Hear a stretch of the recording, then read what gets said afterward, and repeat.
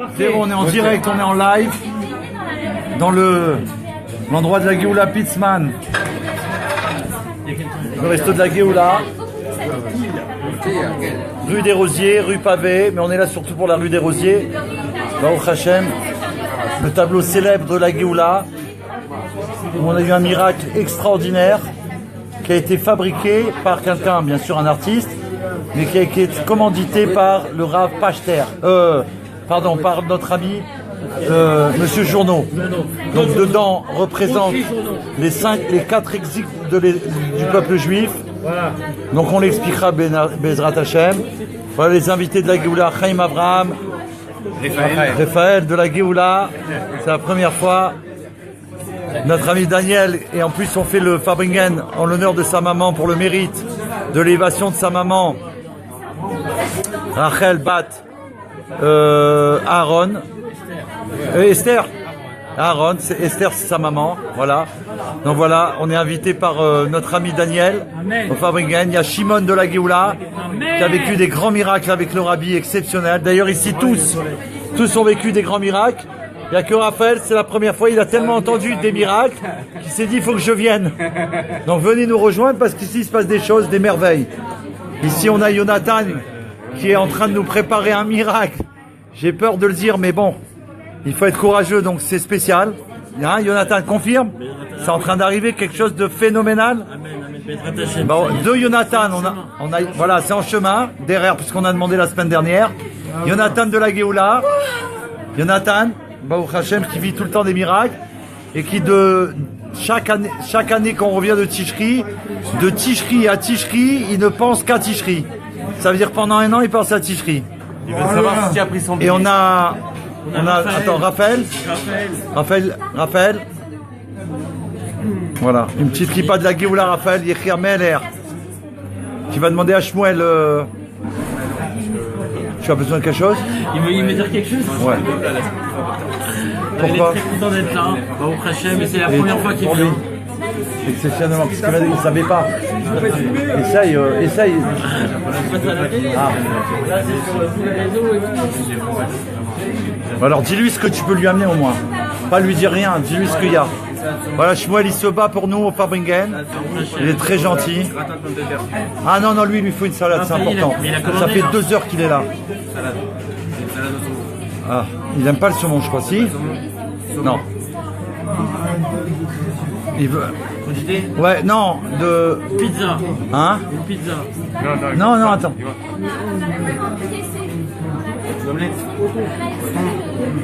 Si tu peux, ou une assiette de falafel, c'était ce qu'il voulait. Essaye, je t'en supplie. Voilà, donc. Jonathan, la prochaine fois, il faut commander en premier. On croyait que c'était parti. Rav Pachter, il est arrivé, Baruch Hashem. Donc bonjour Anel, bonjour à tous les invités, soyez bénis d'être avec nous en live dans le monde. Ici, là-bas, on est avec le Rav Pachter, il se prépare, il est déjà prêt depuis longtemps. Voilà, on est au Kotel et on se prépare pour le Farbringen. Il y a Baruch aussi qui va arriver. Donc on y va, vous êtes prêts, Chevre? Je vous demande s'il vous plaît si c'est possible de partager avec tous vos amis pour qu'il y ait le plus de monde possible au Farbringen parce que c'est un Farbringen spécial. C'est le Rabbi qui m'a demandé de faire Farbringen pour Dvar Malchut. C'est pas mon Farbringen, Chas Veshalom, c'est le Farbringen du roi Mashiach. Voilà, alors on a comme invité Rav Pachter, Rav Pinchas Pachter, qui va faire un Echaim d'abord. Tout le monde est à l'écoute. Are you ready?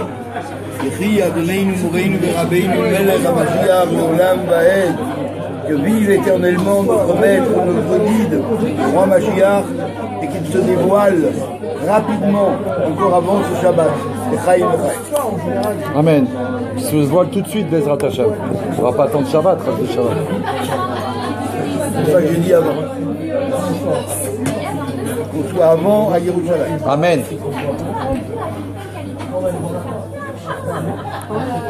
Ah ouais, après ça. Vous savez, mes chers amis, que cette semaine, dans la paracha de cette semaine, on lit deux sections, 2 sidrotes, 2 parachiotes associés, qui s'appellent Matot et Massé. Les deux ensemble, Matot et Massé,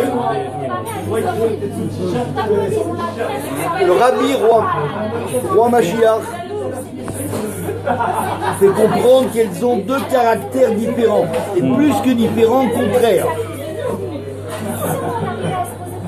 Matot, c'est un mot qui signifie les bâtons. Matot, maté au singulier, ça veut dire bâton.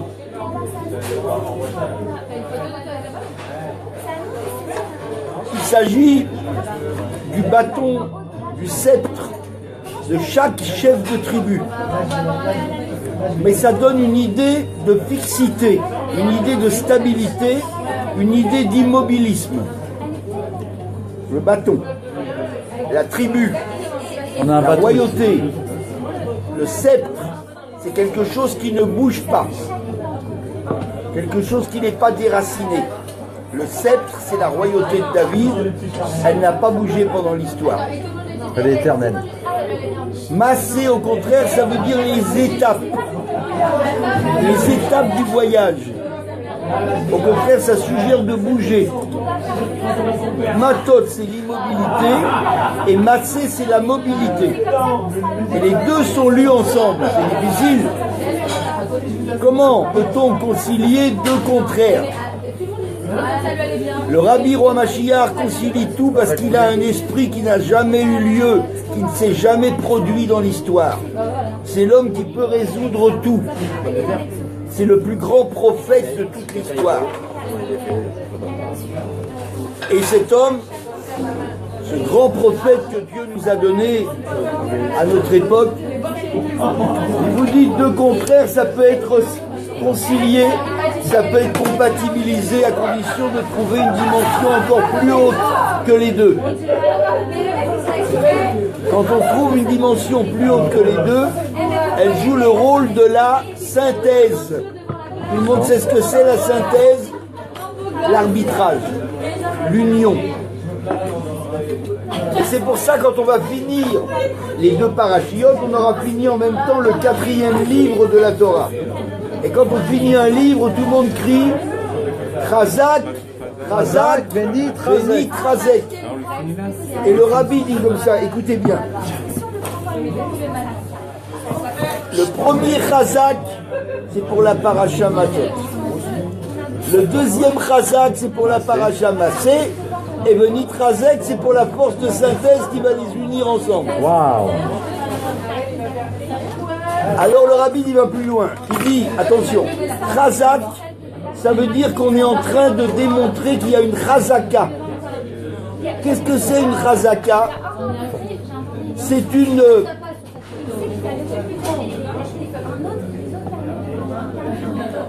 présomption, mais plus qu'une présomption, une notoriété.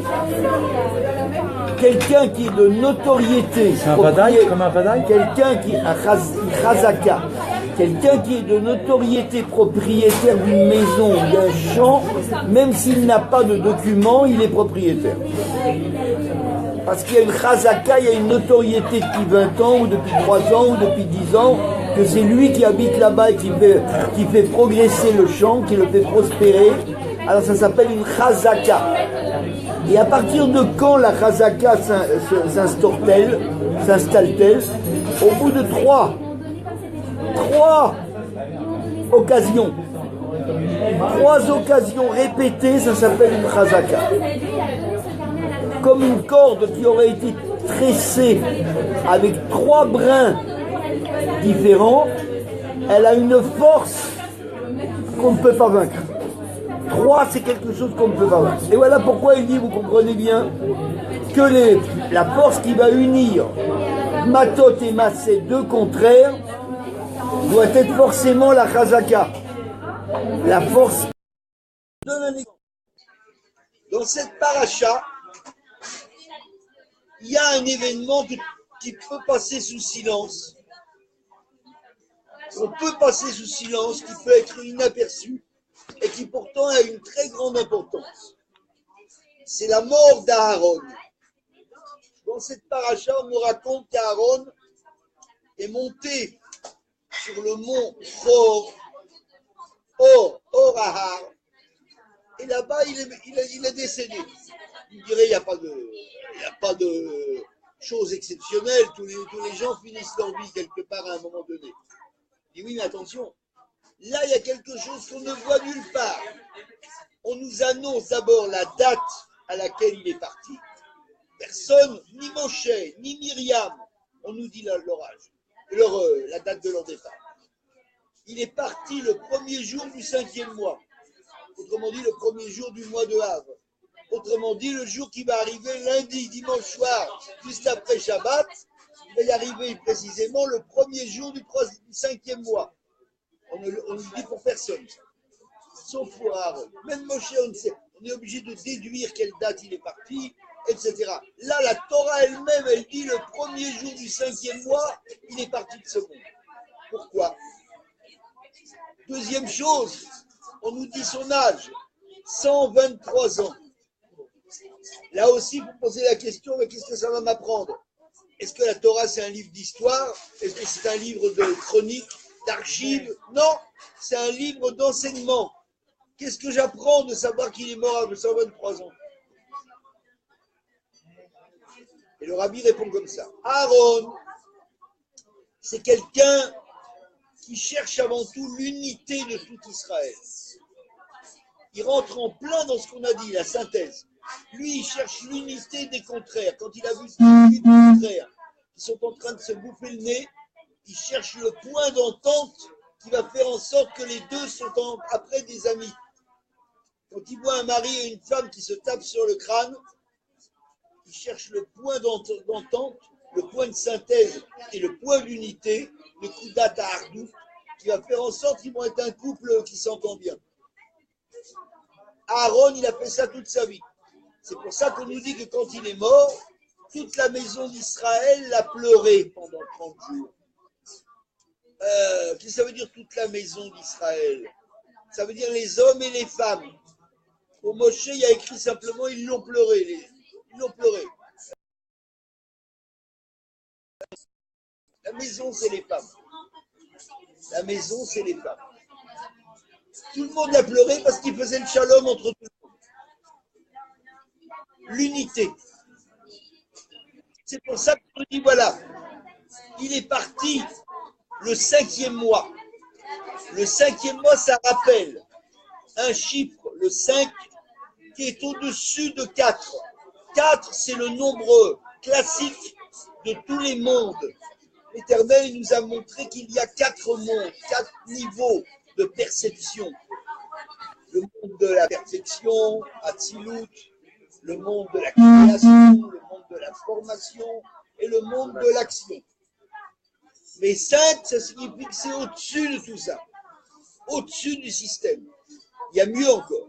Dans notre âme, nous avons 5 niveaux. Les 4 premiers niveaux, on peut les expliquer. Le 5e, c'est le point de fusion avec Dieu. C'est pour ça que dans les fêtes les plus importantes, il y a 4 téphilotes. 4 filotes. Le Shabbat, par exemple, la plus importante de toutes les fêtes. Le Shabbat.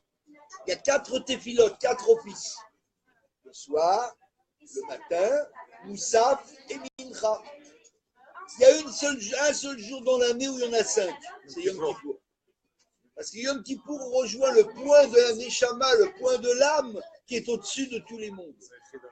Et Aaron, il est parti le 5e mois, c'est-à-dire qu'il a rejoint le point d'unité.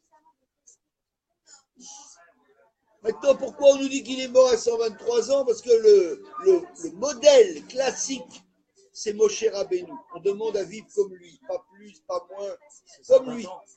120 ans. Et là, on nous annonce 123 ans pour nous dire que les 3 ans supplémentaires, c'était le fameux chiffre 3, le 3 de la synthèse. Le 3 qui fait le shalom, la chazaka. Le 3 qui fait le shalom entre le reste. Et le rabbi dit, attention, jusqu'à présent,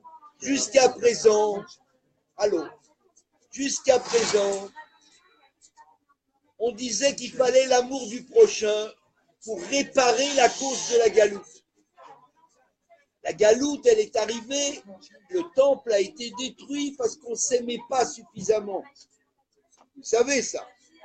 Le deuxième temple a été détruit, non pas à cause de l'abandon de la Torah, parce qu'ils étaient des grands érudits, ils étudiaient beaucoup, et ils ne faisaient aucune faute. Une seule faute ils faisaient qui était plus grave que tout. Sinatrinam. Ils ne s'aimaient pas suffisamment entre eux. Et pour réparer la galoute, le rabbi jusqu'à présent, qu'est-ce qu'il a dit? Pour réparer la galoute, il faut s'aimer suffisamment pour réparer la cause. Quand la cause a été réparée, il n'y a plus de conséquences. Si vous avez une cause avec une conséquence, vous voulez réparer la conséquence, réparer la cause. Donc aimez-vous et vous n'aurez plus de galoute. Et là, le rabbi dit quelque chose de tout à fait différent. Écoutez ça. Ça montre bien qu'il est en train de nous donner la Torah des temps messianiques. Il dit que quand aujourd'hui on va suivre l'exemple d'Aaron, comme le Pirkei Avot, il nous dit, suis l'exemple d'Aaron. Ebe mitalmidav shel Aaron. Ohev et abriot. Rodef shalom. Aime les créatures. Poursuit la paix. Fais la paix entre eux. Là, il dit, il y a quelque chose d'autre avec Aaron. Ce n'est pas pour réparer la cause de la galoute. C'est pour goûter déjà un avant-goût, ce qu'on appelle un me'ein, un ta'am, un avant-goût des temps futurs. Et dans les temps futurs qui vont arriver tout de suite bientôt, il va y avoir l'unité qui va ressortir. Tout le monde va voir l'unité. On va voir comment on est ensemble. On va voir qu'on n'est pas séparés. Tout va sortir au grand jour. Et déjà, on goûte un petit avant-goût en étant déjà dans l'unité maintenant. Ce n'est pas pour réparer la cause de la galoute, c'est pour vivre déjà comme après au temps messianique, parce qu'on vit déjà au temps messianique. Chaim le Chaim, c'est pas bien, en plus. Melech HaMashiach, Leolam Vaed. Ki Adonai Morin Rabbeinu, Melech HaMashiach, Leolam Vaed. Merci Rav Pachter, merci beaucoup. Faites les Chaim. Merci beaucoup. Faites les Chaim pour la bracha. Merci. Merci beaucoup. Attends, pardon. Shimon, ne bouge pas. Je suis dans l'endroit. Attends. Shimon. Merci. On peut avoir des cœurs pour le Rav Pachter, des cœurs d'amour. Il vous a donné de l'amour. Je ne comprends pas là. C'est incroyable, c'est incroyable. Il y a juste. Alors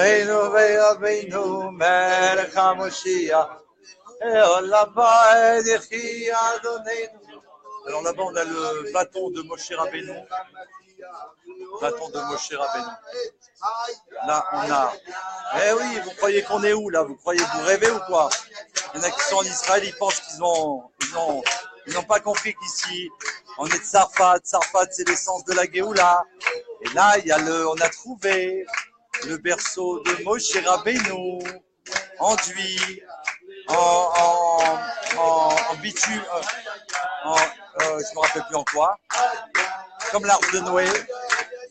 Et là, on a le bâton de Moshe Rabbeinu. Et là, on a des branches du buisson ardent, Baruch Hashem. Et ici, on nous a fait savoir que c'est des feuilles de vigne. Ça fait 7 ans qu'elles sont là et que les feuilles, elles sont encore vertes. C'est incroyable, mais vrai. Voilà. Vous pouvez être jaloux. Ben ouais, c'est ça. Nous, c'est la Géoula. Le berceau de Moshe, il était fait en bois, enduit en. C'était quoi le.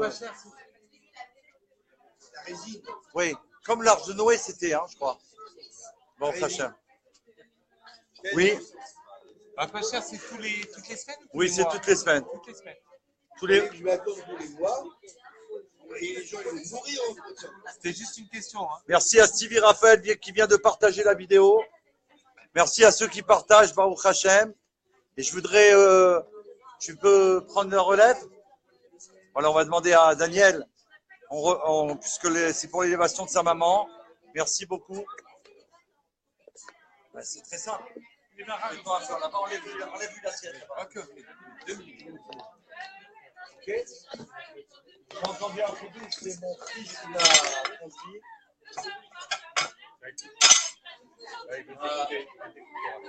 Non, j'ai entendu un fridouche. J'ai branché mon Shlomo, mon fils.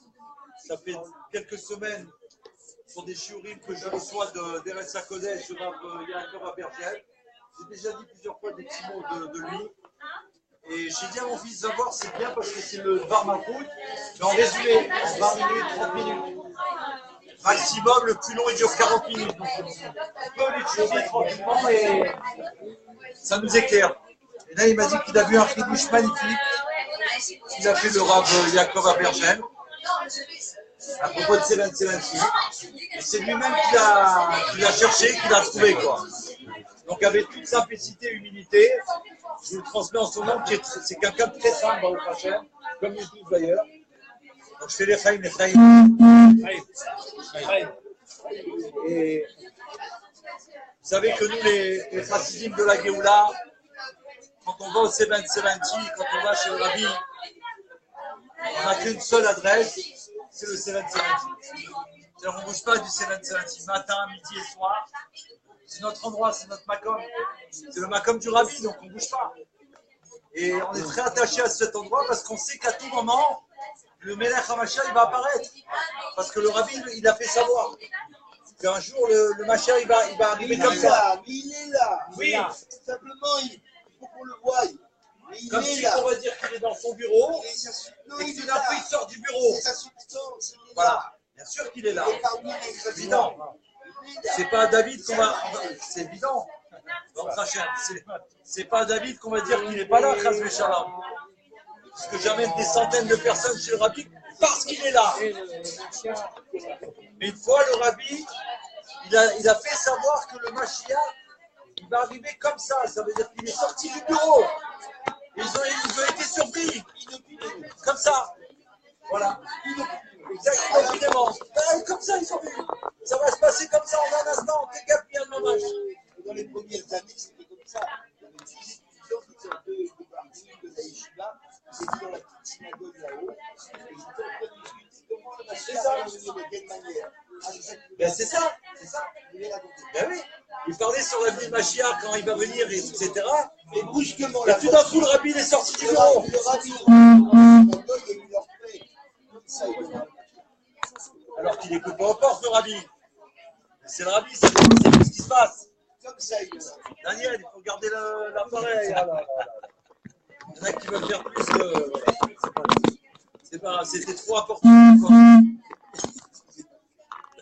Tu as compris? Le Rabbi lui-même, il a dit, c'est pas nous qu'on dit ça. Le Rabbi sort du bureau, il va arriver comme ça. Donc on peut s'attendre, il va arriver là. Le Rabbi est avec nous. Tous les fabricants qu'on fait, le Rabbi est avec nous. C'est spécial. Donc, alors, qu'est-ce qu'il a dit Rabbi Yaakov Abergel? Il a rapporté Nathan. Il a dit comme ça. Hein. Il a dit que cherche. Attends, mon frère. Seventy. Comment c'est ton prénom? Raphaël, c'est là pour nous amener la Géoula. Alors, vas-y. Réfoua. Raphaël, ça veut dire la réfoua. La délivrance, chacun.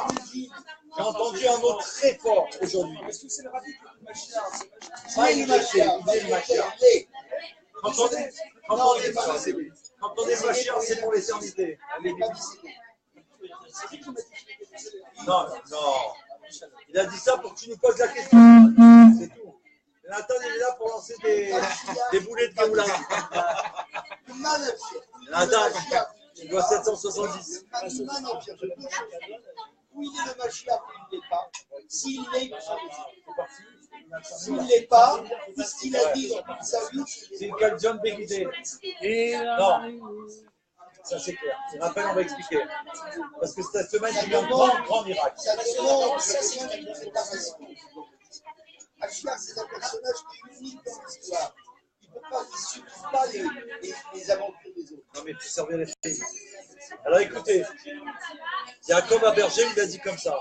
Seven, il a cherché, il a creusé sur le chiffre 777, pas pour faire une guématrie en plus, parce qu'il y a des livres de guématriotes, et nous on est très forts dans tout ce qui est en rapport avec le Rabbi. Il a découvert que Yechidut im Arabi, L'audience privée avec d'accord, quand on va chez le Rabbi, on va pour faire une Yechidut. En français, cette phrase, Yechidut im Arabi égale valeur numérique 770. Bravo. Donc voilà, merci. Alors, chaque instant de vie, on est sur des lieux. Voilà. Exactement, ça veut dire qu'on est en contrôle permanent avec le réveil. Audience, ça veut dire aussi contrôle. Ben oui, il nous a donné une force spéciale pour déclencher la Géoula. C'est comme si que quelqu'un qui te donne, qui te confie les clés du trésor. Tu penses bien que c'est les clés du trésor du monde, il va surveiller. C'est une chose naturelle. C'est l'or et les pierres précieuses du monde. Ah bah, je te laisse faire, je fais n'importe quoi avec. Chaque instant, je vais voir ce que tu fais avec. Donc cette semaine, rappelle. Maintenant, il y a un cadeau que je voudrais faire à Rapachter et à vous, mes frères. Je l'ai déjà dit dans la semaine, mais c'est trop merveilleux. Et c'est du Baal Shem Tov à Kadosh. Donc le maître de tous nos maîtres, le Baal Shem Tov à Kadosh, d'accord? Comme ça, j'ai étudié Motzei Shabbat. J'ai dit, je vais faire une histoire du Baal Shem Tov. On doit faire des histoires des Rebbeim, du Rabbi. Voilà, exactement. Non, La Chassidut. non, Non. le Baal Shem Tov, c'est la source de tous les chassidim. Voilà. Oui, mais non, ça veut dire que c'est une branche. Et lui, c'est le tronc, c'est les racines. Voilà. Absolument. Donc le Baal Shem Tov, le Baal Shem Tov à Kadosh, c'est spécial pourquoi? Parce que lui, on nous a raconté depuis toujours, et c'est écrit dans son saint livre, le Keter Shem Tov, que lui, il a rencontré un jour de Rosh Hashanah, son âme, elle s'est élevée dans les palais spirituels, et elle a réussi à atteindre le palais de Mashiach. Donc imaginez qui c'est. Hein. On ne peut pas vraiment s'imaginer, mais au moins on dit quelques mots, quoi. Il est monté, il a réussi à atteindre le palais de Mashiach. Et il est rentré dans ce palais. C'est-à-dire que je sais pas, il a atteint, il est rentré dans le palais de Mashiach. Et il a rencontré le Mashiach lui-même. Oui, lui-même, Khazak. Donc le Rabbi. C'est-à-dire que si on avait été intelligent, au lieu de se prendre la tête à chercher, on aurait dit demander au Baal Shem Tov de nous décider qui c'est le Mashiach, on aurait reconnu le Rabbi. Donc ça, c'est un spot Géoula. Il a rencontré le Mashiach, il a vu. Et L'âme. Pardon? L'âme. Et il lui a demandé à l'âme du Mashiach. Quand viendras-tu? Quand viendras-tu? Quand tu viens de délivrer, quand tu viens délivrer le peuple juif. Il n'a pas demandé c'est où le Fabringen la semaine prochaine, il est où Raphaël qui va nous raconter des blagues, s'il vient au Fabringen, ou il est où Jonathan. Non, le droit au but, c'est quand tu viens nous délivrer. Quand viendras-tu?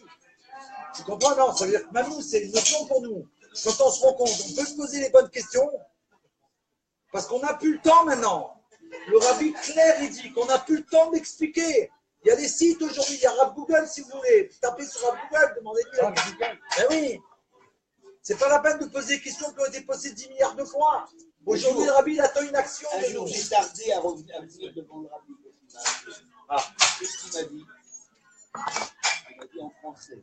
Vous n'avez plus le temps. Oh là là. Mashiach est en route. Jonathan, Mashiach est arrivant. He's arriving. Alors, il a traduit mot à mot. Il parle français, il parle toutes les langues. Mashiach est arrivant. Vous n'avez plus le temps. c'était il y a combien de temps? Non, parce que là, ils vont C'était croire en que c'est... 1980. Alors, ça veut dire que c'est encore plus aujourd'hui. On n'a plus le temps. Il y a des questions que tu peux trouver tout seul. Mais aujourd'hui, on est au Fabringen, on peut demander des bénédictions mondiales. Alors, on peut les recevoir ensemble. Donc là, voilà le mot du Baal Shem Tov. Ça m'a travaillé des années, depuis que je suis attaché au Rabbi, ou plutôt depuis que Dieu m'a, voilà, depuis qu'on est ensemble. Et là, ça m'a troublé. Ça veut dire que le Baal Shem Tov, il a rencontré le Mashiach, ok. Le Mashiach, il a répondu, quand les sources de tes enseignements, ils vont se répandre jusqu'à l'extérieur, je serai là. Je viendrai. Réponds pas, quoi. Je suis là, je viendrai. Et là, ça m'a travaillé cette histoire. Longtemps, je me suis posé des questions, et encore, et encore, et encore. Motzei Shabbat, grâce à Oded, une princesse de la Géoula, qui fait à chaque fois un mot du Keter Shem Tov, que j'écoute. Minashamaim. J'ai cherché, j'ai dit, il faut que je fasse une histoire aussi Baal Shem Tov, et je vais la transmettre. Et là, je suis tombé dessus.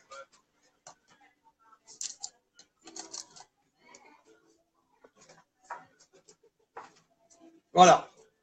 Extraordinaire. L'Admour Azaken, rapporta le récit suivant. L'Admour Azaken, c'est le premier rabbi de Lubavitch, le fondateur de Chabad. Troisième rabbi de Baal Shem Tov. Le vieux jeune. Premier de Chabad, jusqu'au rabbi, d'accord? Ok? Tout le monde suit? Puis il faut demander des cœurs. Nous, on veut des cœurs, on veut de l'amour, c'est tout. On ne veut pas de la compréhension, des cœurs. La compréhension, il n'y a pas de problème, mais des cœurs. Des cœurs, Le des rabbi, cœurs, oh. La compréhension, elle tombe dans le cœur. Ça nous touche. Ça nous touche que le rabbi, jusqu'à maintenant, il a tout fait, il fait tout pour nous. Ça doit me toucher. C'est pas une compréhension, ça suffit pas. Je comprends, je reste froid comme un glaçon. Il faut que ça touche mon cœur, que je tremble. Le rabbi ne dort pas des nuits pour nous. Il a mal aux pieds, il a mal partout, il dit rien. Il s'occupe de chaque juif. Et des non-juifs, il leur donne des brachot. Et des présidents du monde. Et ça touche personne. Donc il faut que ça nous touche le cœur. Donc envoyez des cœurs. L'Admour Azaken, il rapporta le rabbi suivant, le récit suivant qu'il avait entendu du Baal Shem Tov Baruch. Écoute cette merveille. C'est un cadeau, hein. Lui, il a entendu lui-même le Baal Shem Tov.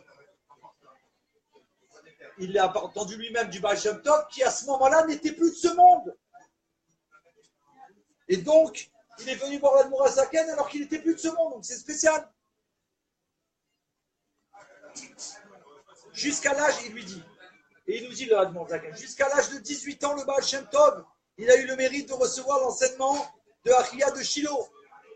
L'un, hein, jusqu'à l'âge de 18 ans, à partir de 18 ans, c'est. Il a reçu l'enseignement du prophète Achia de Shiloh entre 26 ans et 36 ans. Point. D'accord. Rien d'autre. Pendant 10 ans, dans sa petite cabane qu'il avait là-bas dans les montagnes, Oui. il a reçu chaque soir la vision du prophète Achia de Shiloh qui venait du temps de la Bible, 3000 ans avant. Il venait se matérialiser corporellement dans sa cabane. Et il a travaillé, il étudiait avec lui pendant 10 ans. Dans une caverne, dans une grotte. Une cabane. Dans sa cabane. Il y avait une hutte. Et il travaillait là-bas sur lui pour lui apprendre la prophétie, la néboua. Parce que le Baal Shem Tov est le seul dans l'époque moderne qui a appris la prophétie. Il y a des chachamim, il y en avait plein, Mais là, comme les vagues de la mer. mais là, Mais il y a un seul homme qui a appris la prophétie, la néboua, c'est le Baal Shem Tov. Il a enseigné à ses élèves. ça c'est ce qu'on connaît, mais ça, c'est une histoire qu'on ne connaissait pas. Alors, Mais là, à 18 ans, il n'a pas connu le Achia. là c'est une histoire du Admour Azaken. C'est pas lui, parce que- Et voilà. Donc ça, il ne faut pas voir. C'est du Admour Azaken. Ok. Jusqu'à l'âge, mais ce que vous avez dit, ça c'est essentiel, il faut savoir. Jusqu'à l'âge de 18 ans, le Baal Shem Tov, il a eu le mérite de recevoir l'enseignement de Achia de Shiloh, l'un de ceux qui étaient sortis d'Égypte, puis qui fut par la suite un membre du tribunal du roi David. Par la suite, quand il a atteint l'âge de 18 ans, c'est notre juste Mashiach lui-même qui se révéla à lui. Achia de Shiloh, on est d'accord? Ça? Ah, c'est Eh ben oui! 18 ans Mais d'Achia oui, de l'Achia Shiloh. de Shiloh. Ah. C'est pour ça, je vous ai dit, il faut. Voilà. On parle de Achia, son maître, et là il nous dit que Achia de Shiloh, il a étudié à partir de 18 ans avec le Melech HaMashiach. Et c'est notre juste Mashiach lui-même qui se révéla à lui. Il s'est révélé à Achia de Shiloh. Alors, qui est donc le maître du Baal Shem Tov. Et en même temps, le maître de Yahweh. Et le maître d'Eliyahu Navi avec David Ameller, c'était, faisait partie du tribunal. L'élève de David Ameller. Et il est le maître de Yahweh. Il est l'élève de David Ameller, Achia de Shiloh. Et il est le maître de Yahweh. À 13 ans, C'est c'est la le folie. maître de Yahweh. Et il est le maître du Baal Shem Tov. Sauf que le Baal Shem Tov et Yahweh, tout en étant séparés par 3000 ans d'histoire, sont tous les deux condisciples, deux copains, deux camarades d'études. Spécial ou pas? Vous avez compris? Alors maintenant, la suite à 13 ans, tu as compris en fait? Non. Dans la Bible, on raconte l'histoire d'un homme qui s'appelait Achia de Shiloh. En hébreu, on appelle ça Achia Shiloh. Ouais. Alors justement, il a revécu aussi au moment de. Il est revenu Il est sur revenu, terre. il est revenu plusieurs fois. Sous le même nom. Sous le même nom, c'est spécial. Parce qu'il était toujours Achia de Shiloh. C'est intéressant. Il a dit au Baal Shem Tov, je vais t'enseigner la prophétie. Soir après soir, pendant 10 ans. Alors maintenant, il y a un enseignement spécial, vous allez trembler. Que Dieu y soit béni, et je remercie Dieu de pouvoir vous le raconter. À 13 ans, le Baal Shem Tov, il a appris la signification de tous les noms divins, avec toutes leurs permutations, comme c'est expliqué dans le Tanya Kadisha certainement, ça ne s'est pas ramené là, mais nous on est le Tanya, tous les juifs, quoi. À l'exception d'un seul nom. Donc il a appris tous les noms divins avec Achia de Shiloh, sauf un nom. Et ce nom, il ne lui a pas été enseigné. Le Baal Shem Tov, il a demandé à son maître Achia de Shiloh, pour quelle raison cette révélation ne lui a pas été accordée? Ce nom, pourquoi on ne lui raccorde pas la signification? Son maître lui répond que lui-même n'avait pas connaissance de ce nom. On est en plein Fabringen, il y a un Nigoun là, c'est pas magnifique. Pourquoi? Car il a été confié ce nom divin à l'accusateur. Lui, il n'avait même pas Achia de Shiloh, il connaissait tous les noms divins, sauf celui-là. Baal Shem Tov lui dit pourquoi? Il dit parce qu'il a été confié à l'accusateur, l'empêcheur de la Géoula, l'empêcheur de la vie de Mashiach. À lui, il a été confié. C'est pour cela qu'il ne lui avait pas enseigné, parce que lui-même, il n'avait pas. Il ne le connaît pas. Mais il sait que c'est l'accusateur qu'il a. En effet, lorsque le Saint béni soit-il demanda à l'accusateur de descendre dans le temple et de le détruire, l'accusateur exigea en échange qu'un des noms de Dieu, celui duquel dépend la délivrance, lui soit confié en gage, afin que nul ne soit en mesure de le reconstruire par la suite. Regardez là, ce qui se passe. On est dans un délire. Là. Non, mais il faut savoir tout ça. Pourquoi on se bat et on lutte et pourquoi ça a duré autant de temps? On comprend. C'est terrible. L'accusateur, quand Dieu lui demande d'aller détruire le temple, vous croyez qu'on peut détruire le temple? Il n'y a personne au monde qui peut toucher au temple si ce n'est pas Dieu qui l'ordonne. Il n'y a aucun homme, même s'ils se mettent à 7 milliards, il n'y a personne qui peut toucher le temple. Sauf si Dieu y décide. Quand Dieu y décide, il appelle l'accusateur. Il n'y a que lui qui peut le faire. Alors ça va se déguiser par tel homme, tel homme, tel homme. Par un méchant de la Galoue. Les Romains. Ok? Alors lui, qu'est-ce qu'il a fait? Il a profité que Dieu lui demande une chose pareille, que c'est impossible. Il lui dit, ok, j'accepte si on peut dire à les conditions. Et il a demandé un gage. Je veux le nom qui est en rapport avec la délivrance. Comme ça, je suis sûr qu'ils ne pourront pas reconstruire le temple. Par la suite, le Baal Shem Tov, Bakadosh, demanda à l'accusateur de lui restituer ce nom. Donc on voit déjà la force du Baal Shem Tov. Comment il peut être en contact avec l'accusateur? Il faut être quelqu'un pour pouvoir s'approcher de loin ou de près et rester en vie. Aussitôt celui-ci, il le mit en garde. Et il lui souligne que de nombreux tzadikim avaient entrepris la même démarche. Ils sont venus lui demander le nom divin. Mais qu'au final, ça leur a causé du tort. Ça veut dire que c'est pas ce qu'elle lui a avoir, mais il a dû avoir des choses terribles que j'en faisais. Le Baal Shem Tov lui répondit qu'il craignait uniquement Dieu et qu'il n'abandonnerait pas. Et ça, je l'ai raconté aujourd'hui, mercredi, hier, au cours des femmes. Il y a une jeune fille qui a dit, une princesse de la Géoula, elle a mis, mais c'est normal que le Baal Shem Tov, il a pu faire ça. Je dis, pourquoi vous dites ça? Elle a dit, parce que son père, avant de partir de ce monde, lorsqu'il avait 3 ou 5 ans, le petit Baal Shem Tov, il est tout petit Israël, son père, avant de partir, il a fait jurer, n'aie peur de personne sauf de Dieu. Et là, on comprend. Maintenant, cette histoire elle a une plus grande importance. Ce n'est pas simplement une histoire banale. Ça veut dire n'aie pas peur. Et là, on voit qu'il n'a pas eu peur. C'est puissant. C'est fort ou pas, Barou? Donc, lui a dit clair, j'abandonnerai pas. Ça veut dire le Baal Shem Tov, j'abandonne pas. C'est pas la peine de me faire peur ou quoi, j'abandonnerai pas. Au prix de multiples efforts. Shmuel.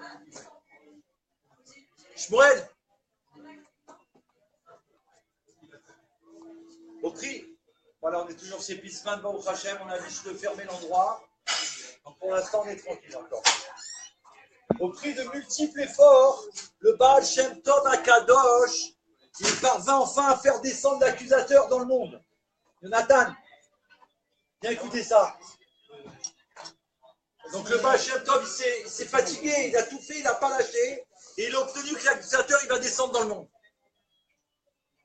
Celui-ci, furieux, il s'exclama. Regardez comment il s'est adressé au Baal Shem Tov. Goutte de semence décomposée. Je ne suis descendu dans ce monde que 2 fois. Pour la destruction du premier temple, puis le deuxième. Comment oses-tu me déranger et m'y faire descendre une 3e fois? Ça veut dire que regardez la puissance du Baal Shem Tov. Il n'y a que Dieu qui a pu faire descendre l'accusateur dans le monde. Et le Baal Shem Tov, il a réussi à le faire descendre. Vous comprenez la puissance qu'on a si on fait ce que le Rabbi demande? La suite, c'est très simple. Le Baal Shem Tov lui a répondu, je crains uniquement Akadosh Baruch Hu. Et il a réussi à lui arracher le nom de Dieu qui sera à l'origine de la Géoula, de la délivrance. Voilà. Donc on sait qu'après, le Baal Shem Tov, il a commencé à diffuser les sources, mais il avait la clé. Elle s'est passée d'un rabbi à un autre rabbi, jusqu'au Melech HaMashiach, ils ont la clé. On a la clé, voilà, on a un tampon là. Donc nous, on doit aller avec une menoucha, une tranquillité, une assurance que oui, on a la clé, on ne parle pas de choses qu'on peut faire, qu'on n'a pas les clés. On a la clé pour déclencher cette Géoula. Voilà. Et le rabbi nous a demandé à nous, les Français, les Juifs de France, de tout faire. De tout faire. Tout faire, ça veut dire avec nos pensées, avec nos paroles, avec nos actions, chacun à son niveau, avec un grand amour, tout faire pour déclencher cette Géoula. C'est ce qu'on fait quand on fait un Fabrien de plus. C'est pas qu'un Fabrien de plus. C'est qu'en ce moment même, Baruch Hashem, c'est sûr que le Baal Shem Tov, il est là. Parce qu'on sait que quand on rapporte une histoire ou un mot sur le nom de la personne, il est là. Et ça amène la Géoula. Donc les maîtres de Chabad, ils sont là. Et ils voient que vous êtes là. Ça veut dire que la génération de la Géoula, on voit des nouvelles têtes. Là, il est venu. Mais oui, ça fait plaisir à Hachem. Ça veut dire qu'on est branché, le gars, Géoula et Mashiach. Donc on doit être conscient que oui, mon action, ma pensée, ma parole, elle est déterminante sur le monde. Donc aujourd'hui, et on a passé, c'était la semaine dernière, la paracha Pinchas, où le rabbi se dévoile dans la paracha Pinchas dans une manière très spéciale, où il explique dans la paracha Pinchas qu'il y a la préparation à la Géoula et il y a la Géoula. Il y a la préparation à une mitzvah et il y a la mitzvah. Oui, je vais faire une bracha sur une boisson. Avant, il faut que je me prépare à avoir un verre. Il faut que je me sois en condition de faire les chaïm, de faire la bracha. Si je ne la sais pas, je demande à un copain qui me la dise. Mais il dit que la préparation, elle est ikari, elle est essentielle. Donc en vérité, le rabbi nous a confié le plus grand travail de l'histoire du monde. On pourrait croire que la préparation à la Géoula, c'est quoi? De la Géoula. Le rabbi vient nous faire comprendre, mais le plus important, c'est quoi? C'est la préparation. Et la préparation, il faut la faire dans les détails des détails, de tous les détails. C'est ça qui va amener la Géoula. Parce que la Géoula, elle est déjà programmée chez Hachem. Oui ou non? Depuis le début de la création du monde, la Géoula, elle est là. Elle est en attente. Mais la préparation, c'est comme si on est en train d'écrire le livre de la Megillah, de la Géoula. Il nous remet la mer, ça veut dire qu'on va raconter notre histoire. Il y aura marqué une Megillah où il y aura marqué au Fabriken Shipitzman, il est venu. Et que grâce à Raïm qu'il a bougé, il a boosté. Et que lui aussi, Raphaël et Shimon aussi. Et nous, notre équipe de la Géoula. Je veux dire, attends, sérieux? Mais si j'avais su, je serais venu à tous les Fabriens. Je me serais bougé. Et Jonathan, il a compris. Depuis le premier voyage qu'il est venu, il lâche pas l'histoire. Mais Jonathan, il se pose des questions. Est-ce qu'il a le billet pour Tishri? On a déjà les billets. Aïe, aïe, aïe, aïe, aïe, aïe, aïe, aïe, Il faut les prendre dès ce soir, ils sont aïe, 380 aïe, aïe, aïe. Donc maintenant, je voudrais demander à... Dis-moi, Projette sur toi ce que lui projette maintenant. David, Mon cousin exprès. prends-moi. Un billet. Non, j'ai pas pris les billets. J'ai dit là, ce soir, vous allez sur Go Voyage, il y a des billets à 380 €. Go Voyage, vous tapez. Pour Tishri. On peut demander. Moi, je ne l'ai pas fait, j'ai demandé à quelqu'un. Go Voyage. Mais on m'a donné info ce matin. Donc, C'est Sukkot. oui, pour Tishri. Sukkot, c'est quoi? Vous choisissez la date que vous voulez. Oui. Pardon. Ah oui, mais c'est pas ce que je pense. Merci. Il n'y a pas de pression comme ça. Tu ne mets pas de pression, nous. C'est honteux. Je suis venu pour Attends. S'il te plaît. Il y a notre frère, notre cousin Baour qui est là, qui a préparé aussi un mot de Torah. Merci Rapachter. Il n'y a pas de merci. Merci Hachem. Ça va, Shalom. Merci. On peut pour la Géoula, on fait un Baour. Pour nous tous, rêve, on reprend et on démarre. Ce soir c'est Fabringen, on est là pour voir le roi. Ce soir c'est Fabringen, on est là pour le roi. Yehi Adonenu, Korenu ve'Rabbeinu, Melech Moshiach, Le'olam va'ed. No! Yehi Amelech Baruch, il a préparé quelques mots de Géoula. Ce que tu as préparé, ce que tu veux nous transmettre dans le Hachem. À propos de Zarmatou, ce que tu as envie. On est tout de suite. On parle un peu fort. Alors, par rapport à ce que tu viens de dire là, le rabbi, dans la paracha de Pinchas, il nous amène 3 histoires. Wow. La première, donc, elle est dans la paracha, c'est par rapport les Béné Israël vont entrer maintenant en Israël, fin du Chumash, puisque vous savez que le Chumash Bamidbar qu'on termine cette semaine, on est Shabbat Razak, termine toute la Torah, puisqu'on va reprendre des Devarim, et Devarim, c'est une reprise, le 5e livre, qui est une reprise de Moshe de la Torah. Donc en réalité, le Chumash se termine maintenant avec l'entrée des Béné Israël à la paracha de Massé. Et donc, il y a le partage, et le partage s'est fait d'une manière particulière. Donc, les Béné Israël étaient encore dans le désert. Dans la paracha de Pinchas, on parle du Goral. Vous savez, il y avait, pour savoir, à l'époque, il y avait le roi HaKodesh, il y avait les Horim et Tumim, c'était le pectoral du Kohen Gadol. Vous pouvez savoir, on avait grâce à Révélation de la divinité à travers le pectoral. À travers le pectoral. Mais pour le partage de la terre entre les 12 tribus, donc chacun avait une part, comment savoir quelle part revient à quelle tribu? Ça s'est fait par un procédé spécial qui est le tirage au sort. Donc dans le Chumash, on dit. Tirage au sort divin. Ça, on parle de Goral. Et comment il se passait ce tirage au sort? Il se passait qu'il parlait. C'était une urne. Et l'urne, elle parlait en fait, et elle disait telle tribu à tel endroit. Et ça, c'est la première histoire. La deuxième histoire, c'est avec le Tzemar Tzedek. Il y a un chassid qui est venu voir le 3e rabbi de Lubavitch. Il lui a dit Rabbi, je voudrais monter en Israël. Alors, parce que voilà, il y a d'abord la mitzvah de monter en Israël. Il y a beaucoup de raisons pour lesquelles c'est bien de monter en Israël. Déjà, dans la Trouvot, c'est marqué que tout celui qui est en Israël, c'est comme s'il était au Beth Avodah Zarah. Pourquoi? Parce que les tfilotes en Israël montent directement vers Hachem. Alors que quand on en Israël, ce qu'on prie, ça passe par les malachim. Pourquoi on est comme si on était au Beth Avodah Zarah? Parce que quand on prie, en réalité, un petit peu quoi. On s'adresse aux malachim qui vont transmettre à Dieu. Donc c'est un petit peu comme si on ne s'adressait pas directement à Dieu. Après, c'est pas vrai, bien sûr qu'on s'adresse directement à Dieu. Mais notre filiale passe quand même par les anges. Donc, on ressemble à des serviteurs d'idole. Alors qu'en Israël, notre filiale monte directement à Hachem. En plus, il y a des mitzvot par rapport à la terre d'Israël. Donc, Cheikh Hassid, il a dit au Tzemar Tzedek, j'aimerais monter pour m'élever dans le service de Dieu. Et le Tzemar Tzedek lui répond, fais ici Eretz Israël. D'accord? Il est venu lui demander une bracha en fait pour partir. Et le rabbi lui dit donc, fais-le là.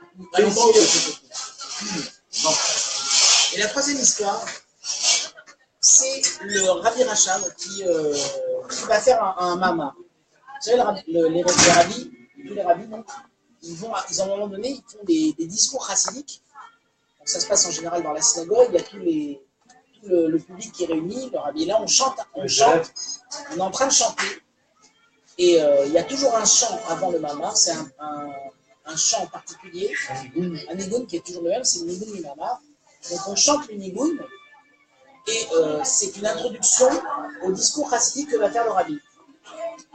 Et donc le rabbi Rachab, qui est le 5e rabbi de David, il est là, il se prépare à faire son discours. Et les chassidim chantent, mais il s'aperçoit qu'ils chantent vite.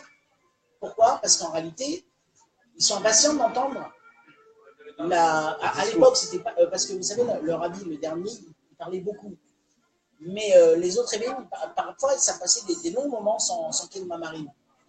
Et donc là, donc c'était un moment important. Donc ils étaient pressés d'entendre le mamar. Donc ils font le nigoud, mais bon. Donc le chant, le rabbi, quoi. Voilà, donc, et le rabbi, au lieu de démarrer le mamar, il leur parle de quoi? Du chant. En leur disant quoi? En leur disant non. En leur disant le chant, c'est le chant. Le chant, c'est le chant. Alors, c'est 3 réponses il y qu'on a a, besoin. il y a un point commun entre ces 3 histoires. A priori, et ceci dans la paracha de la semaine, qui est la paracha des étapes. Vous savez, il y a 42 étapes pour avoir ça, et chacune, elle est énumérée. Mais a priori, dans toutes ces histoires-là, on voit que la chose dont on parle, on pourrait croire qu'elle n'est pas très importante. C'est-à-dire quoi? Le moral, le tirage au sort, finalement, l'important c'est quoi? C'est ce qui va se passer après. L'important c'est qu'on a attendu, maintenant on va rentrer en Israël. Que ça se passe par un tirage au sort ou par le pectoral, finalement, c'est qu'un moyen. C'est pas très important. L'essentiel, c'est qu'est-ce que va nous dire le tirage au sort. L'essentiel, c'est ce que va dire le rabbi. La chanson, c'est juste une introduction. D'accord?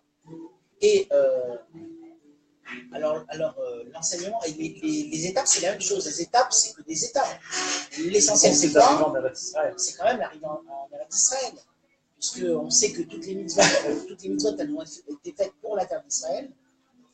Et que donc, l'essentiel est là. Donc, pourquoi nous dire chaque étape comme ça? Alors, le rabbi nous explique, et ça c'est très important parce que quand on arrive dans la paracha de Pintras et dans Madot Massé, vous savez, la paracha d'avant, Balak, c'est un peu long, non? Ça va? Vas-y, c'est long. La paracha de Balak, elle correspond avec une date chassidique importante, qui est la libération du rabbi précédent. Pour ceux qui connaissent un peu l'histoire, le rabbi précédent avait été emprisonné. Et il a été libéré le 12 et 13 Tammuz, qui tombe pendant la paracha de Balak. Or, on voit dans Balak un point commun avec la libération de ce rabbi. Parce que il y a eu des accusations sur les rabbis, et à chaque fois, grâce à Dieu, ça s'est passé qu'ils ont gagné, mais à chaque fois, il y avait une nouveauté. Le rabbi actuel nous a expliqué dans les sirotes qu'il y a eu déjà une accusation sur le maguet de Mézérich. Avant le Hanur Azaken, déjà, quand il y a une histoire par rapport à les révélations de la Chassidut du Baal Shem Tov qui est... On doit partir ou... Non. Cette histoire, c'est quoi? C'est que la Chassidut, c'est comparé au diamant sur la couronne du roi. En fait, le roi, dans le Machal, c'est Akadosh Baruch Hu. Et on nous dit, le roi, il va prendre, pour sauver puisque le peuple juif était comment dire, affaibli à ce moment-là. C'était une période où il y avait eu beaucoup d'épreuves. Il y avait eu des faux messies, etc. Le peuple juif était affaibli. Et donc, les secrets de Dieu, les secrets de l'intériorité de la Torah, le Baal Shem Tov a décidé de les révéler. Et l'histoire qui est donnée, c'est quoi? C'est qu'à Kadosh Baruch Hu, la couronne, le diamant de sa couronne, il ne le met pas n'importe où, il ne va pas le sortir n'importe où. Mais si c'est pour sauver la vie de son enfant, qui est malade, alors il est prêt à l'enlever de sa couronne, à le piler en petits morceaux, d'accord, et à le mélanger à une boisson et le donner à boire à l'enfant pour lui sauver la vie. Il s'agissait de ça. Le Admour Azaken, il arrive avec le Tanya. Il arrive et il se fait mettre en prison aussi. Il nous explique qu'il y a une nouveauté du Admour Azaken par rapport au Baal Shem Tov. Le Baal Shem Tov, c'était pour sauver les Juifs, la vie d'un Juif, de chaque Juif. Cette Torah-là, elle va réveiller l'âme de chaque Juif pour servir Dieu, parce que l'essentiel, c'est de servir Dieu. L'Admour Azaken, quand il amène le Tanya, il y a un chidouche, c'est quoi? C'est que c'est pour amener Mashiach. C'est la Chassidut aussi, puisqu'elle est C'est aussi celle du Baal Shem Tov, mais en plus de ça, elle va mener à la révélation de Mashiach. Après, il y a l'Admour Saïd. Alors, je ne vais pas rentrer dans le détail, qui a aussi été emprisonné. Mais on arrive après à la paracha de Balak au rabbi précédent. C'est quoi la nouveauté? C'est que le rabbi précédent, quand il sort de prison, il va se passer quelques années, il va partir ensuite aux États-Unis. Oui. Et des États-Unis, qui est un endroit où la Torah, qui est dans le globe terrestre, une partie où pendant des milliers d'années le judaïsme n'a pas, puisque l'Amérique elle a été découverte, enfin elle est découverte, c'est-à-dire qu'il y a quelques centaines d'années, c'était au XVIe siècle, non, 15e siècle, pas 15e siècle, hein, d'accord. Et le judaïsme il a démarré là-bas très tard en fait, puisque avant qu'il y ait eu beaucoup de migrants, etc. Donc il est parti dans l'endroit où la Torah n'avait pas encore été divulguée. Et il a dévoilé, il a révélé. Et non seulement il a révélé là-bas, et ça, c'est pas une nouveauté. La nouveauté, c'est qu'à partir de là-bas, c'est devenu un centre émetteur pour tout le reste du monde. C'est ça la nouveauté. Et le rabbi nous explique par rapport au Admour Hazaken. L'Admour Hazaken, il avait peur d'aller dans les endroits trop obscurs ou trop éloignés de la Torah. Par exemple, il avait peur de la France. Pas pour lui, c'est pas lui qui avait peur, mais pour les Juifs. Il ne voulait pas que les Français gagnent la guerre dans la campagne entre Napoléon et le tsar de Russie. Il ne voulait pas que la France gagne parce qu'il pensait que c'était une force opposée à Dieu trop forte et que les Juifs risquaient de se perdre. Il préférait la Russie. Et donc il avait peur pour nous. Le rabbi précédent, lui, non seulement il n'a pas peur, il va, et de là-bas, il peut sortir. Et ça, c'est la même chose que la paracha de Balak, parce que dans la paracha de Balak, qu'est-ce qu'on voit? On voit que Balak, il va voir un homme très très impur, qui est Bilam, vous connaissez la paracha. Il va voir Bilam, qui est un sorcier, qui est un homme très très bas, pour maudire le peuple juif. Et Bilam ne maudit pas le peuple juif, mais le bénit. Et c'est la plus grande bracha, c'est la bénédiction de la Géoula. Et toutes les prophéties par rapport à Machar, elles sont dites dans cette paracha. Par rapport à David Améler et par rapport au Rabbi Meler au Mashiach. D'accord. Alors, ça y est, on a atteint le. Qu'est-ce qui manque de plus? Ce qui manque, c'est qu'à la fin de Balak, on voit que Balak, il n'a pas changé.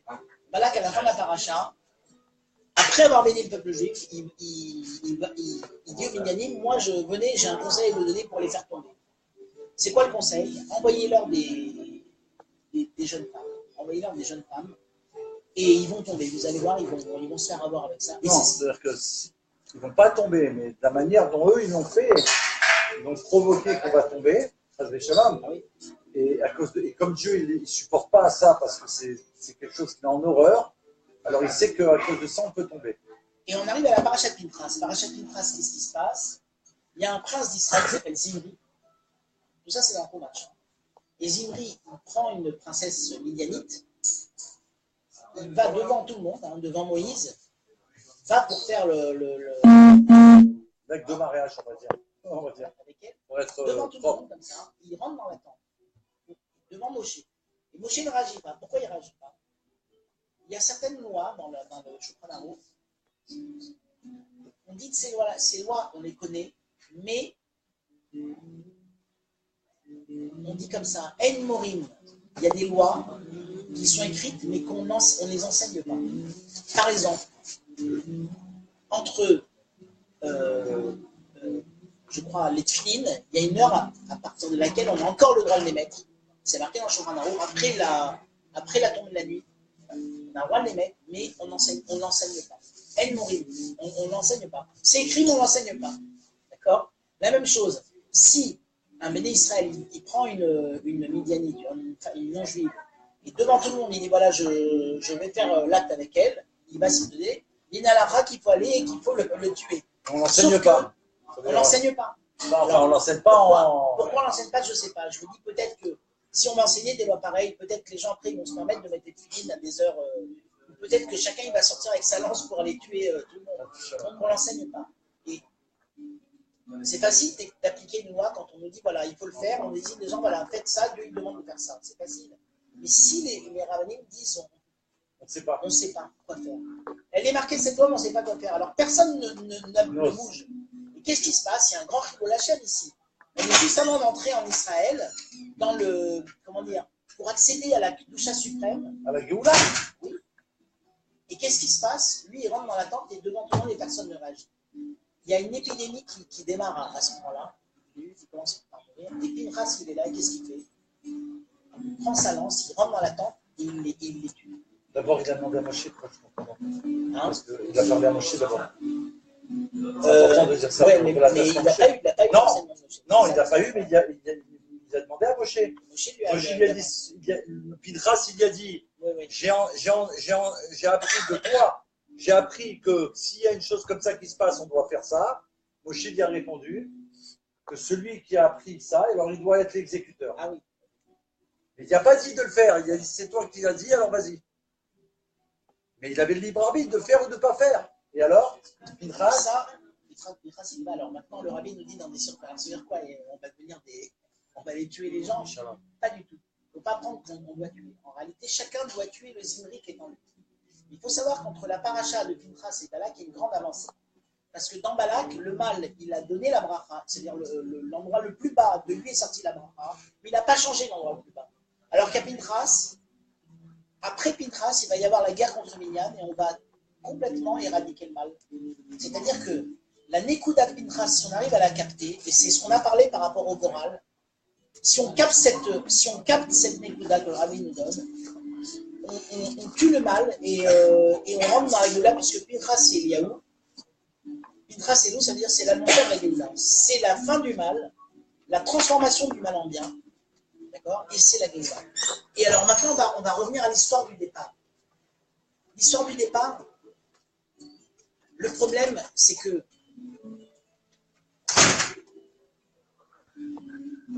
Rambam nous dit, ne vous imaginez pas que quand Mashiach va venir, le monde il va changer, etc. D'accord?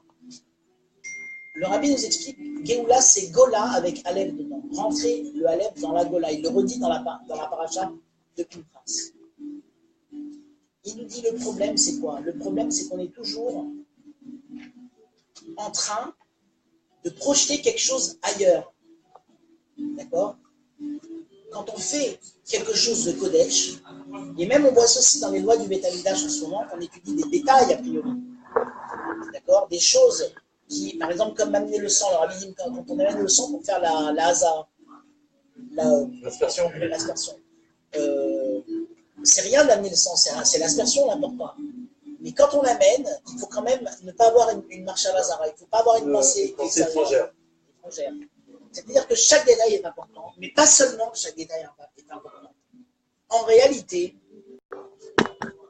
c'est dans le détail, en rentrant à l'intérieur du détail à fond et sans être dans l'étape d'après, que se trouve la délivrance. C'est-à-dire que, on dit quoi, nous, la délivrance, on a une déformation. Et pourtant, c'est kadosh de dire, j'attends la Géoula qui va arriver. C'est vrai tout ça, mais il faut déconstruire cette chose-là. C'est pour ça qu'on est dans les 3 semaines où c'est la destruction des 2 Beth Amikdashot pour la construction du 3e. C'est-à-dire quoi détruire? C'est-à-dire que toute notre vision, en réalité, c'est qu'on se projette sur une étape après.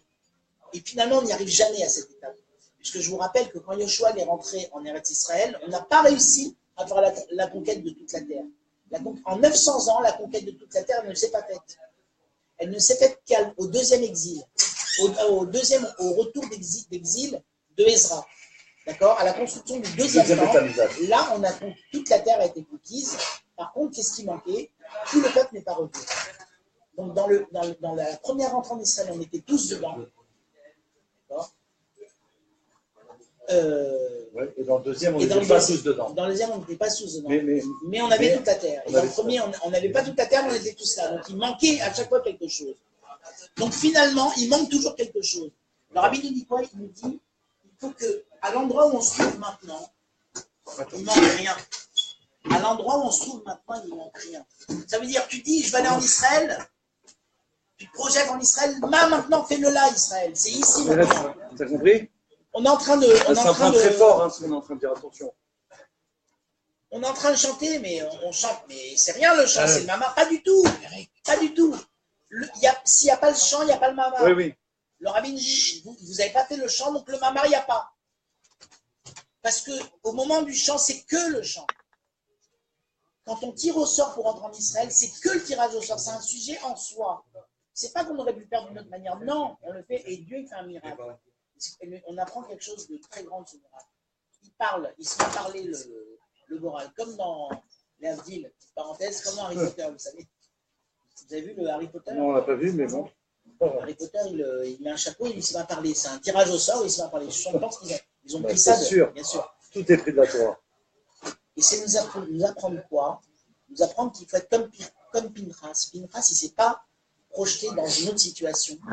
Qu'est-ce qu'il faut faire maintenant? Maintenant, mais dans les 3 amis de l'âme qui sont la pensée, la parole et l'action. Et dans le moral, il y avait l'intention de rentrer en Israël, l'action de tirer au sort, mais il n'y avait pas la parole. Donc Dieu, il a fait un miracle pour nous apprendre qu'il faut être complètement investi dans ce qu'on fait au moment où on le fait. En réalité, vous voulez que je vous dise, la Géoula, c'est quand? Quand est-ce que c'est la Géoula? C'est maintenant. C'est tout de suite là, maintenant. C'est le temps présent, En c'est ce maintenant. moment. Il faut faire de ce moment où on est ensemble un moment unique. Un moment qu'il n'y a pas ailleurs. Il n'y a pas après ce qui va se passer. Présent Parce que si on est perpétuel, après, finalement, il ne se passe rien. Je suis pas pharmacienne, mais finalement, bon, il y en aura un autre la semaine prochaine.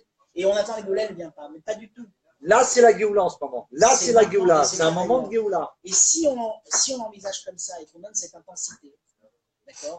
Et pas seulement dans les paroles. Là, il a un sourire. Pas seulement des paroles et des pensées, mais même de l'action. Bien sûr. Et pourquoi? Et l'action aussi, on est là. Pourquoi? En réalité, T'as compris? Attends.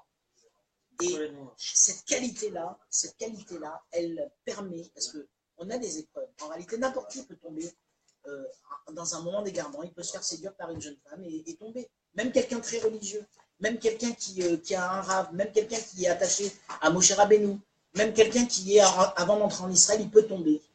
Comment ne pas tomber? C'est quoi l'enseignement? Quand on a cette puissance de l'instant présent, alors on n'a plus de lien avec tout ça. C'est fini, on est protégé. On est protégé, on rentre dans une dimension éternelle. D'accord? Et en réalité, c'est ça, entrer dans la Géoula. Il y a des forces réelles qui sont les forces de l'âme éternelles qui vont se propager sur le futur aussi. Et donc, concrètement, ça va amener que ma chère va se révéler et la Géoula, elle va venir de cette qualité de l'instant. C'est ça le Nyan. C'est pour ça qu'il faut rester toujours jusqu'au bout. On a entendu des rapporteurs face. Merci beaucoup, Baruch. Je te bénis de transmettre les paroles du Rabbi. C'est important parce qu'on ne comprend pas tout ça, mais il faut le vivre. C'est ce que le Rabbi nous demande de vivre. On l'a vécu. Donc là, on l'a vécu. Il y a des miracles. Monsieur Jour. Il est parti, ton frère, Julien? Tu peux l'appeler, s'il te plaît? Ishaï? Attends. Très bien. C'est bon. Ishaï? Voilà, la vedette, elle arrive. C'est quoi votre nom? Voilà, maintenant je vous demande de faire un dernier lechaïm, pas un dernier. Faites le premier lechaïm. Ceux qui sont encore avec nous, que Dieu vous bénisse. Ça y est, Jonathan, c'est bon, les noms, tout ça, c'est bon, c'est facile à mettre, les noms, je vous en supplie, il y a de ma taille. Est-ce que c'est bon ton nom? Oui, il y a du lechaïm, bien sûr. Attends, elle est là la bouteille. Merci mon frère. Je fais attention aux détails parce qu'il y a des internautes de la Géoula qui sont avec nous. Voilà, donc Ishaï, il a des merveilles à nous dire. On vient d'entendre des merveilles de Barour. Donc on a vu que l'instant présent, et là l'instant présent, c'est maintenant. Chaque instant qu'on vit dans le Fabringen, c'est un moment de Géoula. Loué soit Dieu qu'on puisse être toujours au Fabringen de la Géoula. Ça veut dire qu'en vérité, tout le temps, toujours. On n'aura pas quitté la Géoula. Depuis que le rabbin nous l'a annoncé. Ishaï, tu peux nous raconter les merveilles, s'il te plaît? Attends. Qu'est-ce qui se passe, Ishaï? Moi, j'ai reçu mes résultats lundi soir. Et qu'est-ce qu'il y a eu avant lundi soir? Déjà lundi soir, il y a eu Fabringen la semaine dernière. J'avais demandé une bracha pour mes résultats. Tes résultats de quoi? De licence de droit. Ça, c'était le dernier examen. Je reçois mes examens lundi soir, j'ai une 9,982. 9,991. Il me manquait, il faut 10. 9,913. Il me manque 0,087 points. Ouais, ça veut dire. C'est même pas 0,1. C'est même pas 0,1, c'est 0,08. Le lendemain matin, je vais à la fac avec mon père. Maintenant, c'est la fac, la laïcité, avec mon père, la barbe, la kippa et tout. Je reçois dans le bureau du directeur. J'assume, je lui ai dit, j'ai fait de la yeshiva, écoutez, j'ai un parcours particulier, tout ça. Il commence à me parler d'un rav qui a fait du droit comparé. Et la veille, il y a quelqu'un qui est venu me voir, que je n'ai pas vu depuis 2 ans, et il me parle du livre de ce rav-là. Extraordinaire. Attends, pardon. Je dis au directeur de ma licence, avec qui je suis en train de négocier les 0,08 points, que j'ai fait la yeshiva. Il me dit, ah, vous avez entendu ce rabbin-là qui a fait un livre de droit comparé avec le Talmud et le droit civil et tout. Maintenant, la veille que j'y vais, le dimanche soir, j'ai vu quelqu'un que je n'ai pas vu depuis 2 ans qui me parle du livre pendant 1 heure. Et j'ai pu parler avec le directeur de la licence de ce livre-là. Il l'a vu, il m'interroge dessus, il voit que je suis cultivé sur ce livre-là. Et c'est à partir du moment où il a vu que je connaissais, il m'a rajouté les points. Ah, bon ça, Riamer. J'ai eu les 600. Le résultat du Fabriken. J'ai eu ma licence. Déjà là, c'est la Géoula, Mashiach est là. Ah là là là là là. Non mais ça c'est jeudi dernier, ça y est arrivé dimanche. On parle de... Alors, chacun, il va avoir des miracles comme ça. Voilà, c'est ça, tu comprends. Bah bon, tu comprends pourquoi on lâche pas. C'est Fabriken du Rabbi. Bah, quelle merveille, Ishaï, que tu m'as dit. Non, mais parce qu'il est proche de l'église et tout, donc il aime bien tout ça. C'est de la folie. Il n'y a eu que des miracles comme ça. Mais qu'il soit, voilà, que ça soit lui qui ait pensé à ça. Comme ça c'est de que ce livre. Ah ouais. C'est des milliards. Mais tout s'est enchaîné. Si je vous raconte les enchaînements. Donc tu as vu la... Parce qu'au début, je n'ai pas dit au directeur de la licence que j'ai fait la yeshiva. J'ai dit, pendant 2 ans, j'ai travaillé longtemps. Il dit, non, il a fait l'école talmudique. Et à partir de ce moment-là, tout s'est enchaîné. Dès qu'il a dit la vérité. Dès qu'il a dit la vérité. Un juif, il doit être vrai jusqu'au bout des ongles. Le Rabbi nous enseigne. Exactement. C'est à Paris-Descartes. Mais tout s'est enchaîné à partir de Paris-Descartes. C'est à l'université. Ouais, Paris 5. Mais Descartes, c'est. C'est à Odéon, mais le. Métro. C'est Saint-Germain, c'est ça? Oui, mais la fac de droit, elle est à Malakoff. Ah oui, c'est ça. D'accord. Parce que moi, je vais à Descartes, mais à Paris, là. À Odéon. À Odéon, ben, ça a amené la bracha, puisque là-bas, on s'occupe des étudiants. Là-bas, il y a Rav Mimoun. Incroyable, incroyable. Voilà. Et tout ça enchaîné comme ça par des petits détails. Voilà. Et même les gardiens qui me voyaient arriver à 7h30 le matin et partir à 22h, ils ont plaidé pour moi. Tout ça parce que je leur disais le bonjour et au revoir en partant. Extraordinaire. Voilà. Extraordinaire. Comment on apprend qu'un juif, c'est ce qu'il a dit Barour, que le Rabbi nous enseigne. Dans les détails des détails, on doit être un bon juif. On doit être un juif. Un bon juif, c'est sûr. Un juif. On dit bonjour, on dit au revoir, on est poli, le monde, il appartient à Dieu. Toutes les créatures, c'est les créatures d'Hachem. Au moment où j'ai accepté et assumé mon judaïsme devant tout le monde, parce qu'il y avait beaucoup de gens de pas de communauté, que tout s'est déclenché. Donc à partir du moment où on assume qu'on est des... On est droit surtout. Voilà, qu'on assume qu'on est des... Comment dire? Des Israël, mais des Tzivot Hachem, des soldats du roi Mashiach, qu'on assume. On doit assumer. Je vais vous raconter une histoire pour terminer, enfin pas pour terminer parce qu'on est toujours d'un Fabriken à un Fabriken, merveilleuse. Cette semaine, on m'a demandé, il y a Eliaou de Schneor, notre frère, et Eliaou m'a invité à un Fabriken. Il m'a dit, écoute David, voilà, j'ai quelqu'un de ma famille qui a fait un rêve. Très Eliaou. Il a fait un rêve très particulier et cette personne de sa famille, elle lui a demandé qu'est-ce que je fais avec ça. Il a dit écoute, c'est trop merveilleux, il faut faire un Fabriken pour remercier Hachem. Et moi, t'inquiète pas, j'amène ce qu'il faut. Et il m'a demandé de venir. Et il a demandé aussi à un ami de venir, Arié, Baruch Hachem. Donc on avait rendez-vous lundi. Et c'était à Charenton. Charenton, moi je conduis un tank tous les jours, Baruch Hachem, lundi, mardi, mercredi, jeudi. Et le tank de Charenton, avec le Rav Nadjar, c'est le Rabbi qui m'a donné cette chizkout Baruch Hachem, par l'intermédiaire de son chaliar, et grâce à mon fils Shlomo, c'est lui qui a insisté, qui a proposé au Rav de me faire, je dis tout parce qu'il faut raconter tous les détails. Et mon Rav qui m'a donné au OK. Donc, ce jour-là, je prends le tank, et en général, je fais comme ça. Je dis Hachem, je ne sais pas où tu veux que j'aille aujourd'hui. Je roule, C'est pas moi. Et à un moment, il y a une idée qui me vient, la place principale de Charenton. Il y a un endroit où pendant les mois d'été, il y a plein de jeunes qui viennent. Je dis, tiens, je vais aller là-bas. S'il y a une place pour le temple qui est très grand, ça veut dire que Hachem, il veut que je reste là-bas. Et effectivement, je trouve une place géante, donc je me mets. Je fais le tour et tout, je m'installe. Et je reste là-bas, au Hachem. Et là-bas, il Mina Shamaim, donc je suis sorti du temple, il y a des enfants qui jouent, des parents, beaucoup de non-juifs. Mais je reste là-bas. Le rabbi m'a dit d'être là-bas, je reste là-bas. Et à un moment donné, je vois une dame qui est avec le téléphone, qui est en train de parler, elle marche comme ça sur le trottoir, et tout d'un coup, elle se retrouve devant la vidéo du rabbi. Parce que dans le temps qu'il y a une vidéo extérieure, il y a la vidéo du rabbi, donc je l'ai mis en marche. Et elle part dans la rue comme ça, et tout d'un coup, elle se trouve devant le rabbi. Mais moi, je la vois de loin, tu vois. Et je l'entends, elle dit au téléphone, elle dit, oh là là, c'est incroyable. Et la personne, elle lui dit, mais qu'est-ce qu'il y a? Il lui dit, écoute, je suis venu en avance ici parce que je ne connais pas l'endroit. J'ai préféré venir en avance pour ne pas rater le rendez-vous. Et là, je marche et je me retrouve devant une vidéo du rabbi. Il y a un camion. C'est incroyable. Et je dis, l'autre, il ne comprend pas au téléphone. Il dit, mais si je te lis ce qu'il dit, elle traduit, elle commente.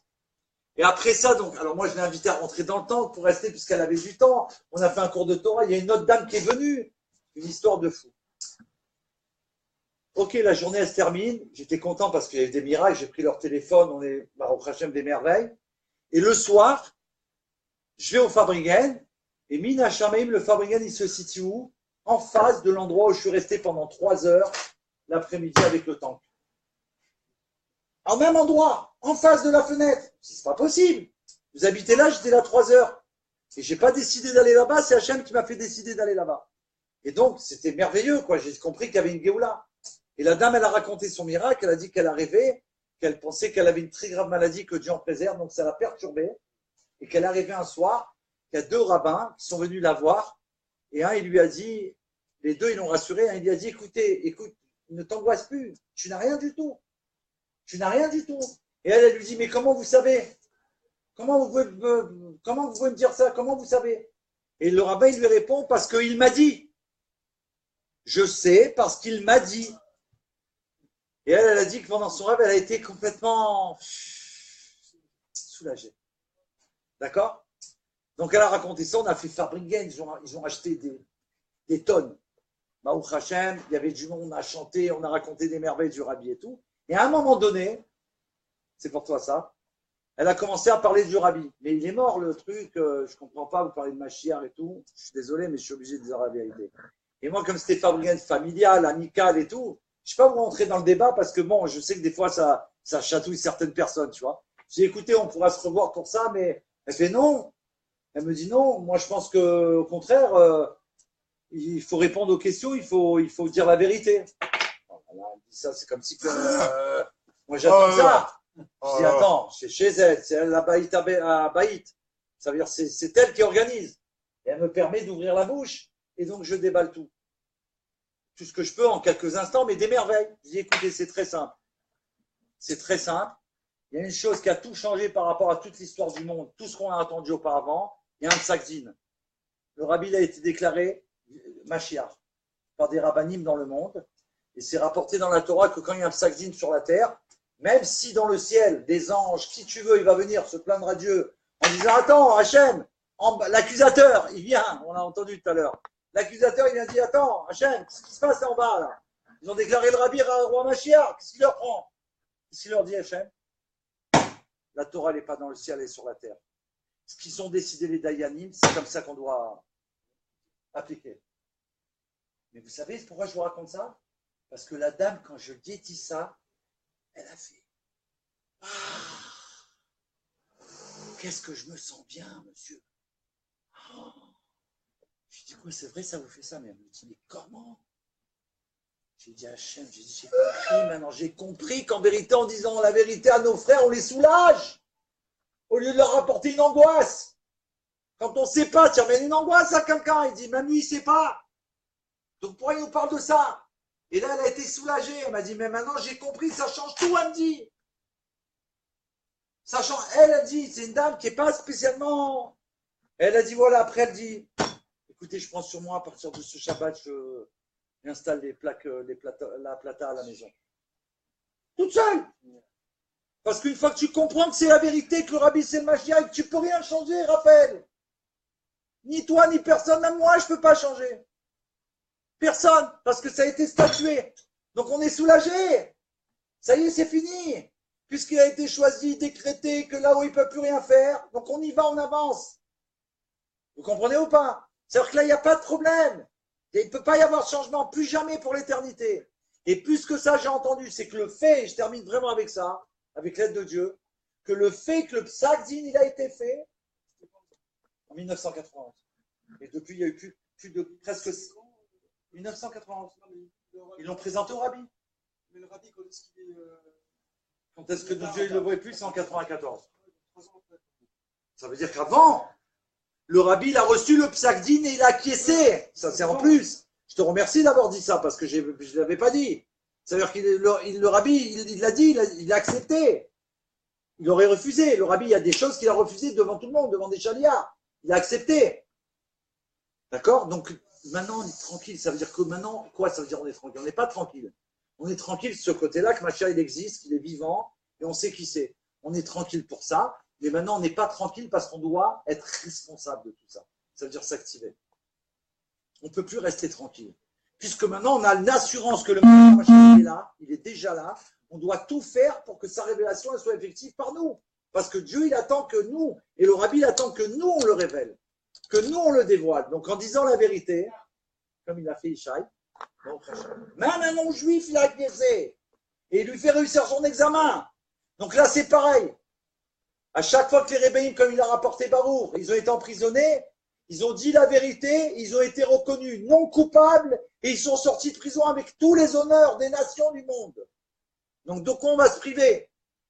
On a le mérite de vivre dans la génération du Melech HaMashiach. On est les enfants du Rabbi Melech HaMashiach. On doit être joyeux et heureux de pouvoir dire, nous, la dernière génération, on a le mérite de pouvoir déclencher cette Géoula, alors que Dieu fasse qu'on le fasse avec la plus grande des joies. Et comme on a dit, surtout dans les détails des détails de tous les détails. Dans mes pensées, je dois l'accepter. Dans mes paroles, je dois l'accepter. Dans mes actions, je dois l'accepter. Et de vivre ça au présent. Et qui a donné pour le srout de la maman de Daniel, qui c'est l'élévation de sa maman, de Rachel, Bat, Esther et son père à Aaron. Et merci Hachem, une bracha pour mon petit-neveu qui s'appelle Yosef Yitzhak, sur le nom du Rabbi Yosef Yitzhak, qui est né le 12 Tammuz, sur la naissance du Rabbi Yosef Yitzhak, qui a eu le mérite d'avoir aussi son Brit Mila le jour de la naissance du Brit Mila du Rabbi Yosef Yitzhak, qui s'appelle Yosef Yitzhak Ben. Yosef Yitzhak Ben, il faut que je retrouve son nom tout de suite. Yosef Yitzhak Ben, mon Dieu, je te supplie de moi. Ok, alors en tout cas, aujourd'hui on a demandé une bracha pour lui et que Dieu il fasse que Bezrat Hashem la bracha a déjà été accordée, qu'ils soient en bonne santé, qu'ils soient en longue vie, qu'ils sortent de Bezrat Hashem, qu'ils soient rentrés complètement guéris. Amen. D'accord, Ben, Lucien, qu'ils soient en bonne santé après. Tous les enfants d'Israël, qu'ils soient en bonne santé. Parce que la Géoula, elle est là pour chaque juif. Et plus que ça, elle est là pour le monde entier, pour l'humanité, à partir du moment où chacun il se conforme comme la Torah le demande. Alors, on se quitte. Oui, oui, frère. il faut dire un petit. Ouais. Après, il n'y avait pas familier, il n'y avait pas tout. J'étais connu Robert m'a dit non, c'est la rue des Rosiers. Ouais. Alors j'ai dit, m'a dit rentre à la maison. Ici. M'a dit rentre à la maison. Oh là là, il voulait faire. Ça y est.